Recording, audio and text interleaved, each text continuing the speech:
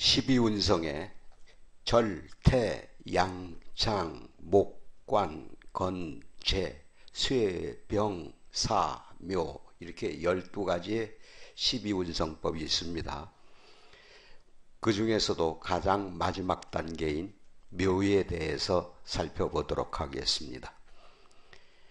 묘는 십이신살의 화개살에 해당하고 완전한 침잠의 시기이며 생명의 정지기입니다. 태양의 일몰 현상이며 무생명의 암흑세계입니다. 운성의 마지막으로 인생무상이요 재행무상이 되는 형국인데요. 묘의 상학은 정신적 실행력에 있고 하학은 문자 그대로 무덤을 뜻하며 일명 고, 창고고자입니다. 장, 쌓을 장자를 의미합니다. 한국의 경제부처를 일본에서는 대장성이라고 부를 만큼 장이라고 하는 것은 재물의 운영과 연관이 많습니다. 묘는 거두어 보관하는 곳으로서 시신의 안치는 물론 재물의 수납 공간으로도 활용됩니다. 그래서 사주의 묘는 죽음과 재물을 아우르는 단어이지만 운영 방법에 있어서 육친의 묘와 재성의 묘는 달리 적용이 됩니다. 묘는 흙무덤으로서 토지의 특징인 영속성과 고정성 그리고 비아동성과 확장성을 상징합니다. 그래서 세상사에 무연하고 자신의 현재에 충실하며 자기만의 세계에 안주하려는 지극히 안정적이고 외골수 성향이기 때문에 매사 원만한 듯해도 자신의 정체성이 확고하고 수성심리가 여타의 운성보다 강해 알다가도 모를 묘한 심리의 소유자입니다. 마치 십성의 편인과 비슷한 심리 유형으로 사고인지가 발달되어서 통찰심리가 지극히 뛰어나고 영감과 육감의 기제를 통해 정신적 고양과 만족성을 추구하는 한편 자신이 좋아하는 일에만 몰두하는 편집증적 증세를 보이기도 합니다. 돈을 최고의 가치로 여기는 알뜰하고 소심한 스타일로 경제권을 놓지 않으려고 부부간에도 미묘한 신경전을 벌이기도 합니다. 이런 연유로 재성이 묘인 사람은 주식 투자 중에서 발군의 능력을 발휘합니다. 하지만 묘는 금전의 운용에는 서툴어도 축제에는 귀재들입니다. 일단 돈이 들어오면 일체의 낭비를 불허하고 모아두는 특성이 있는데요. 특별히 미래 대비용이라기보다는 그냥 모아두는 것이 묘의 특성이기 때문입니다. 그래서 가족끼리 외식을 해도 먹고 나서 소비에 대해 후회하기 때문에 기분을 망치는 경우가 많습니다. 사주에 묘를 보는 사람은 대체로 재물에 집착이 강해서 구두쇠 같은 특성을 지닙니다. 여명이 묘를 보면 현모양처이면서도 돈이 되는 일이라면 서슴지 않을 정도로 악착같이 일해서 돈을 벌어들입니다. 남편보다 돈이 우선순위가 되어 공방수를 두게 되고 이러한 습성은 어릴 때부터 사치나 낭비는 물론 유행이나 사랑보다 돈을 좋아할 정도로 이해타산에 강합니다. 그래서 묘를 가진 여명은 남편이 월급에만 만족하지 않고 어떤 일을 해서라도 경제활동을 해야 직성이 풀리는 경향이 강합니다. 경제적으로 유복한 사람 중에 묘를 가진 사람이 많습니다. 아내가 묘를 가진 사람이라면 마음껏 경제활동을 하도록 해야 집안이 편안하고 건강해집니다. 사주가 극제됨이 없이 재고를 보면 경제관념이 투철하고 사업적 마인드가 정립되어 반드시 재복을 타고납니다.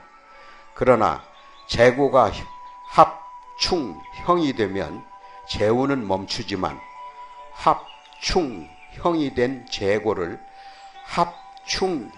합충형하는 행운에서 발복을 하게 됩니다.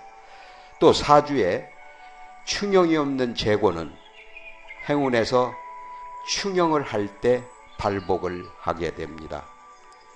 하지만 묘는 육친면에서는 그리 달갑지 않은 운성법입니다. 겁법의 묘는 충형하는 시점에 천간의 육친성의 건강과 수명의 분리절단이 올 수 있음을 암시하기 때문입니다. 보통의 포태법과는 달리 인묘는 양포태를 적용하되 음포태를 참조합니다. 특히 병술, 정축, 무술, 기축, 임진, 계미의 동주 인묘는 사고로 성립되어 충형이 될 때, 특히 병술, 정축, 무술, 기축, 임진, 계미의 동주 인묘는 사고로 성립되어 충형이 될 때 형살과 백호살의 영향으로 흉화가 배가가 되므로 주의해야 합니다. 묘는 사고로서 월화천반의 대표적 신살입니다.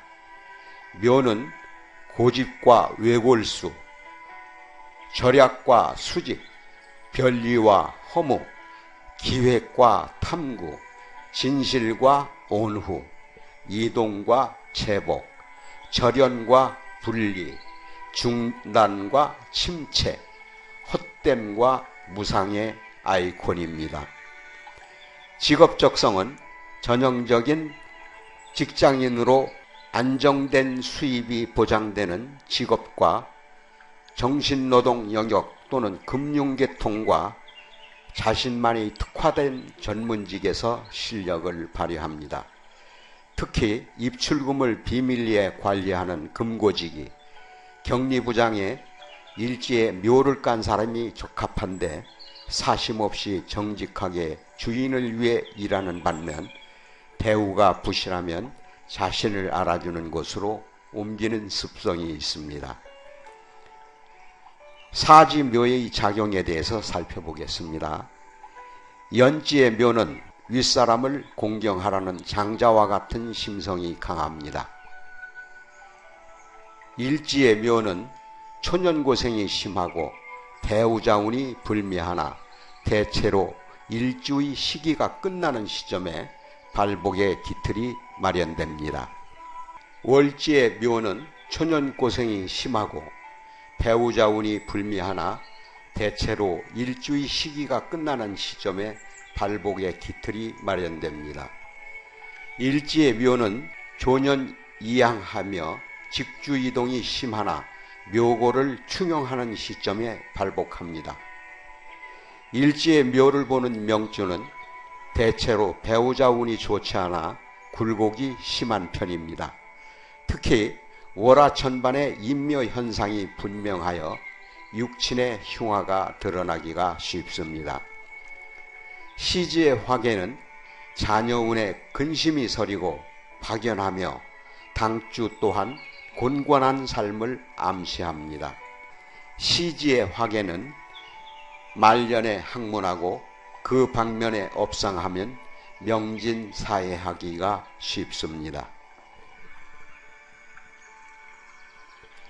재성의 고지는 부친과 아내의 궁이 분리하여 생리사별이 염려되나 사주 구성에 따라서 재고는 재물복을 암시합니다. 관성이 고지에 들면 아내가 가주가 되어야 할 정도로 남편이 무능해지고 횡액이 예상됩니다.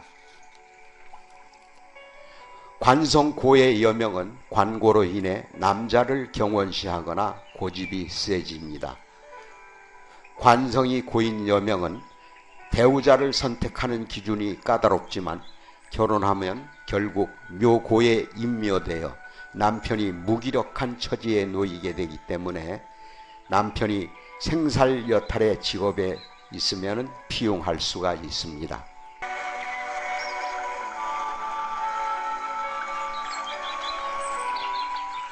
오늘은 12운성의 묘에 대해서 알아봤습니다.